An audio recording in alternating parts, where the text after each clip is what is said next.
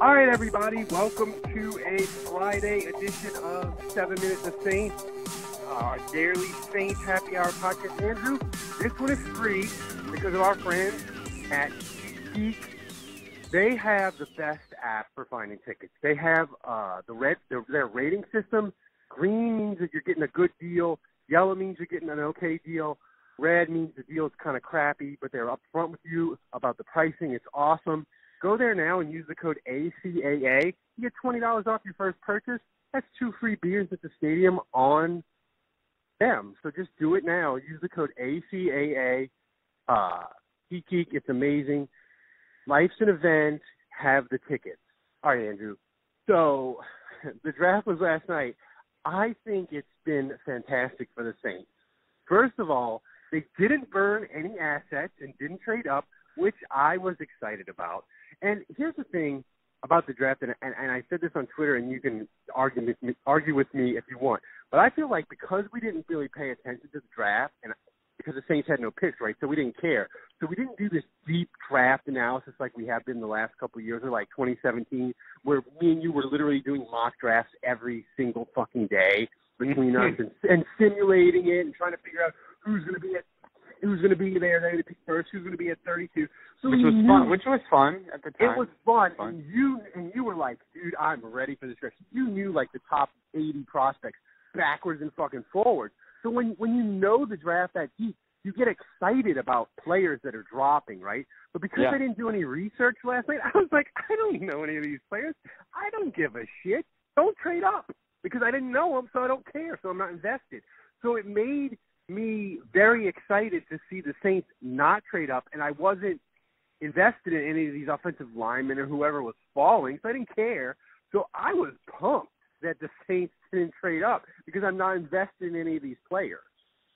Well, the interesting thing to me just watching this draft was I think we got to pick 25, and there was not a single receiver or corner taken.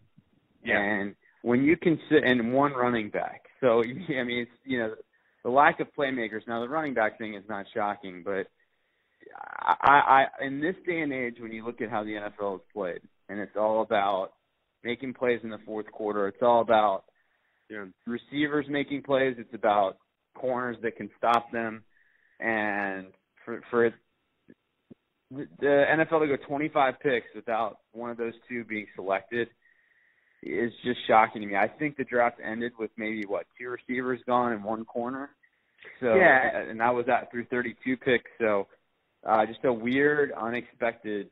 And I think we knew it was going to play this way a little bit based on the rankings, but still. Yeah, I think receiver teams were like, it's deep at receiver. Yeah, it's deep, but it's not really good. Like, all the receivers are like low first-round grades to like early third, and there's a ton of them in that range, and you can shuffle the deck however you want. But there was no receiver where you were like, that guy's awesome. I don't think Brandon Cooks is anything special. Like, he's not an elite receiver. I think he's a good receiver. He's a good number 2. But I don't even see anyone in this class that was like Brandon Cooks' quality. If Brandon Cooks came out this year, he'd have been a top 12 pick. Oh, yeah. For a team that needed a receiver. He's clearly so much better than any receiver in the draft. But that's the point. Like, if I'm looking at a comp, I would say, like, the best receiver in this draft is, like, who's the guy that Carolina just lost? Funchess? Like, I don't know. It feels like Devin Funchess quality, It's like and because New England took a receiver, they picked the guy out of Arizona State. He'll get the New England pixie dust sprayed on him, and people will say he's wonderful, but he's like just a big tall guy that can't really run. I mean, if you read Nick Underhill, most Patriots drafted receivers are pretty bad. Yes, we miss you, Nick. But here's the reason I was really excited about the Saints draft yesterday is because Atlanta, I didn't know what the fuck they were doing, but it looked like it was really awful.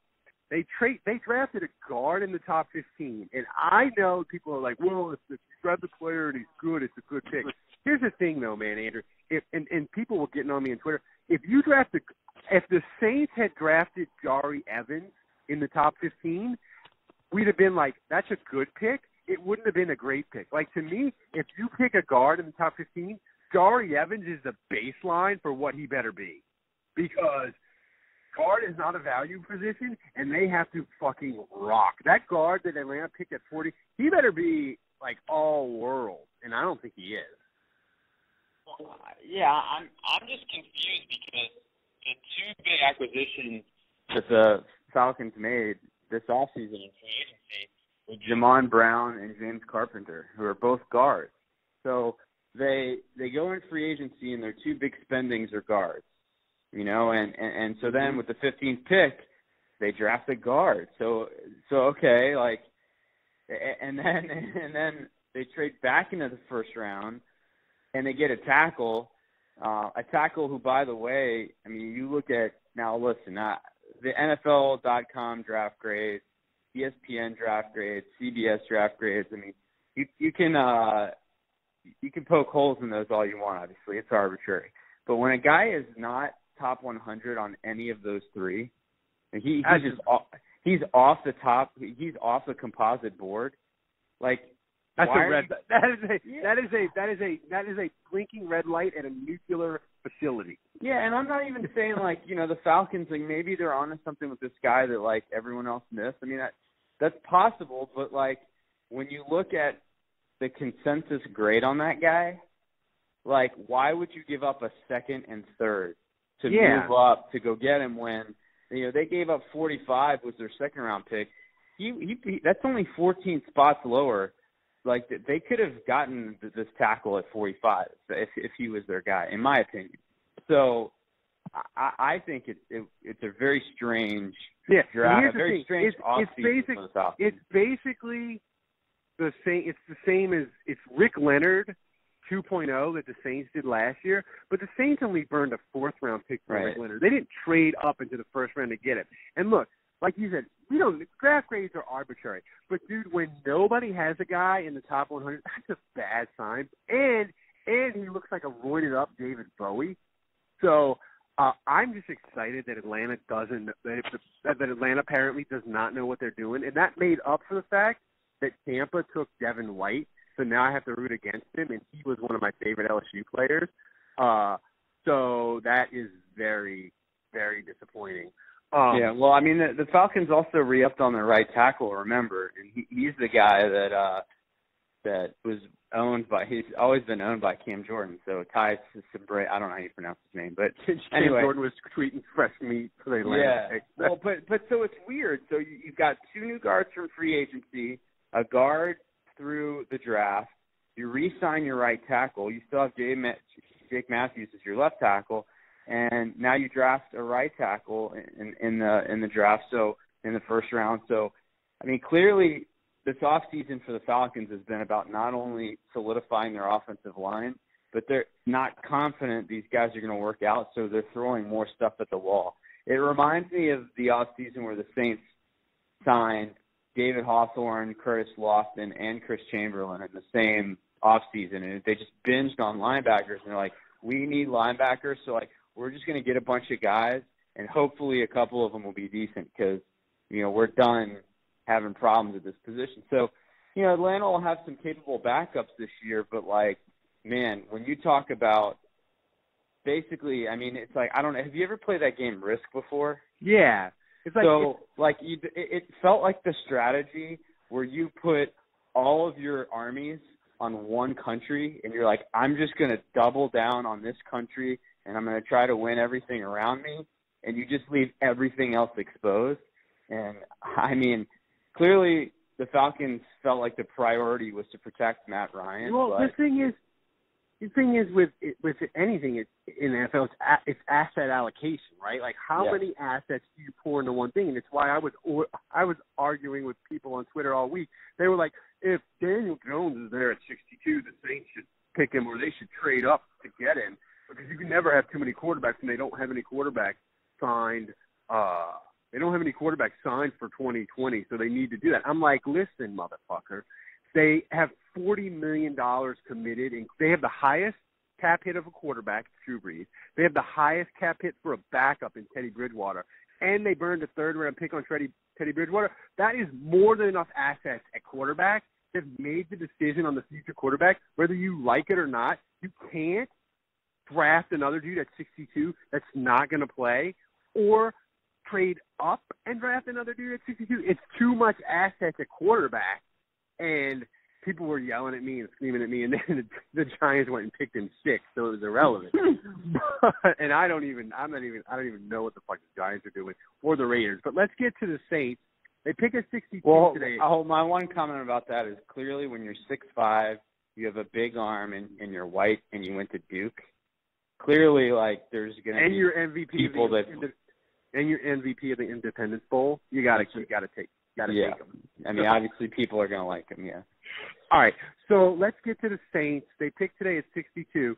I know, and Andrew, look, I'm not new around here. I know this is a less than 0% chance of happening. But if the Saints would trade 62 for a future 2020 second-round pick and a later pick this year and just punt on the entire draft, I would be so happy. And it's not that I think the Saints will have all their 2020 picks. I would just like them to trade out of this draft and use the assets to get a guy in October for, like, say, if all their corners have Ebola, trade that extra second-round pick that you got today for Patrick Peterson, because they're going to do it anyway. So just trade the 2020 assets or the 2019 assets or whatever. Trade them for players that you know can help you instead of rookies. That's my thing, but they're not going to do that. But what do you expect at 62 today? Well, I mean, I've maintained all along, my prediction has been the Saints are going to do something really annoying, like go move up to 56 and you know, give up like a 4th-round pick next year. And you're just going to be like, why? Like, why? Like, couldn't you just wait 6 more picks, Mickey, and just be patient? So I still predict like the Saints are going to move up a few spots because they can't help themselves. They're going to see some guy they like, they're going to panic, and they're going to feel like they have to go get him. I mean, yeah. I'm predicting that now. My hope is that they'll stand pat. I would really like for them to come out of this with their drafting intact next year. I mean, that would be my ideal scenario. You know, and it's not that I think it's going to happen. It's not that, like, it's going to doom them forever if it doesn't happen. But, you know, like I said, it would just be nice one year to go in with the capital, you know, without having to burn assets. So I would like to see them stay put at 62. I mean, it's not impossible, but unlikely, I think. And then, you know, again, just pick the best player available. I think, you know, when you talk about the mistake that Atlanta made, I think the problem with going all in on offensive line and assuming the rest of your roster is fine is that a lot of times you don't know where the problems are going to pop up. I mean, we saw that with the Saints. We saw that when they got Jarvis Byrd and they thought, like, hey, we only need to get one guy, and that's all we need is a free safety that's a beast, and then we're going to be fine. And you know what? Like, they weren't fine. There was a ton of holes on that roster that they weren't expecting. And so my point is, things creep up that you don't expect. Yeah, and it's not just injuries, man. Like, you know, guys falling off a cliff. Like look, granted, Ted Ginn got injured and stuff, but like his fall off the cliff was kind of predicted, right? Like we were like, he's kind of old and he had a great year with the Saints and he might decline. But like a random dude like Demario Davis, he's 30, he might just not be awesome, you know, and it might not be injury or whatever. Or, you know, they made Jared Cook, he may not be any good, you know, so you just don't know. So you don't know. And so the point is you want to get youthful talent in the building. And if the best player available is a linebacker, you don't need a linebacker, but you take him. Or if it's a tight end, you don't really need a tight end because you got Jared Cook and, you know, Josh Hill's back. But it's all about stocking the shelves for that rainy day. Yeah. And eventually you're going to need it. Yeah. So before we get out of here, I want to remind everybody on Podbean to get your butt over to Patreon. And we had a bunch of people do it yesterday. Doug, Cindy, Bob, I think, did it. So get yourself over to Patreon. My wife is frantically getting the mailings. My wife is frantically getting the mailings prepared to get everybody a koozie that's on Patreon at the $3.28 level. You get a free koozie.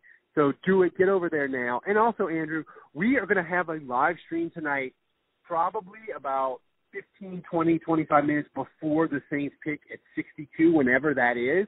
So everybody, be on the lookout. Go to our Facebook page, check our Twitter, and see the link, bookmark the link. We got it. I got it. It's all loaded up and ready to go. We're going to do a live stream when the Saints, right before the Saints are picking and right after. So join us then, and we'll see you later tonight.